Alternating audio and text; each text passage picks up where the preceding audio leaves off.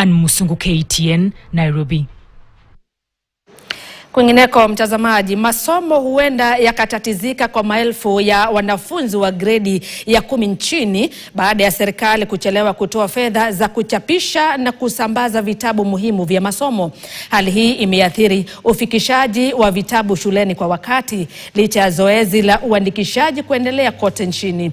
Shule nyingi bado zinasubiri vitabu, huku madeni ya mabilioni ya pesa yakiongezeka katika malipo yanayodaiwa na wachapishaji. Wiki iliyopita Wizara ya Elimu ilitoa malipo ya sehemu ya shilingi bilioni 5.6 kwa vitabu vya gredi ya 8 na 9. Esther Diana ana maelezo zaidi.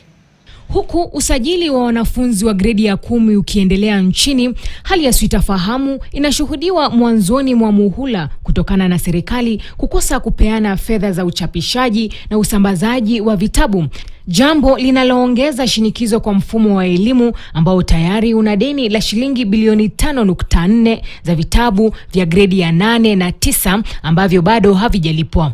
Wataaluma wa elimu wanaonya kuchelewa huku kwa zaidi ya mwezi mmoja kunaweza kusababisha mgogoro mkubwa wa kitaaluma endapo hatua za haraka hazitachukuliwa.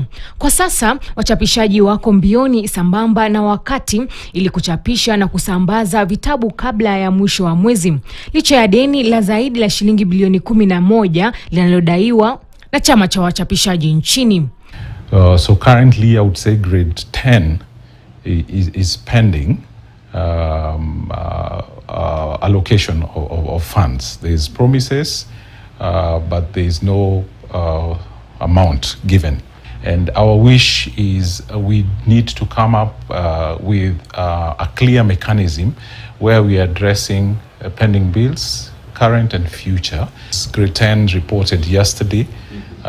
It's our hope, and it was our hope, that by the time they are reporting, they should have their books available with them. But if books delay for more than 1 month, then that will be a crisis. As it stands, it's still not a crisis if we can be able to deal with it in the next 1 or 2 weeks.